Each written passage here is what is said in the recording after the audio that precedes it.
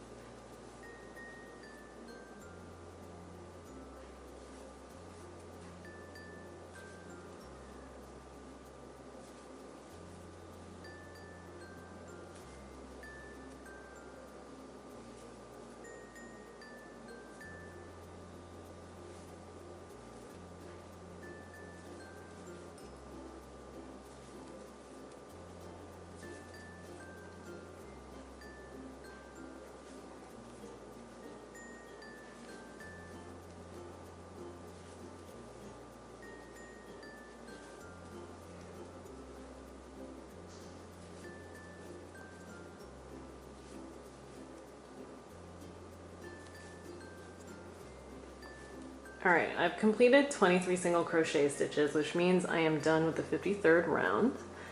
So whatever round you have on your pattern that says to do something more or less of the essentially pattern of a few single crochet stitches, now you move the stitch marker in and then you finish the rest of the leg. So now we are going to start round 54, which says the first single crochet of this round will be in the stitch with the stitch marker and will connect the front of the body to the back. See instructions to the right for more detail, and remember to insert the hook from the outside to the inside of the body. And then you create 24 single crochet stitches. So let's look at this image on the right. What it is trying to explain is that this side, alright, let's see. To start round 54, rotate your work so that the side with the stitch marker is facing you. So, right now, my bear, since I just finished round 53, is oriented this way. And the instructions explain that we need to actually rotate the piece, so now the stitch marker side is the side closest to me.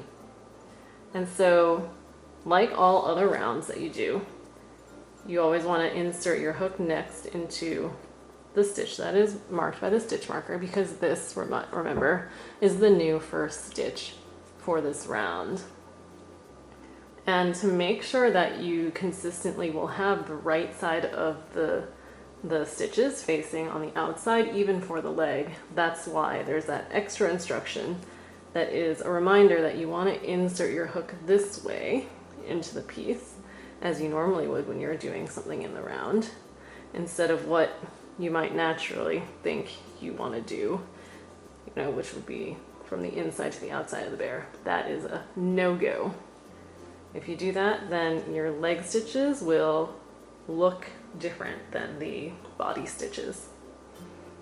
So the other tip that I have is that when you are connecting the front and the back of the bear, you want to hold this really tight, because you want to minimize the amount of yarn that's going to go in between the two sides, so that there's less of a hole between the two sides of the bear, or whatever animal you're crocheting. So I'm going to take the stitch marker out. Remember what stitch that was in though, before you do that. And now I'm going to stick the hook into that stitch from the outside of the bear to the inside. I'm squishing real tight, and I'm just going to do a regular single crochet into that stitch. And then I'm going to put the stitch marker back into the stitch that I just made, because I want to remember that that is the first stitch of this round. And then I'm just going to crochet a bunch of single crochet stitches in this new, much smaller round that represents the leg, as I normally would.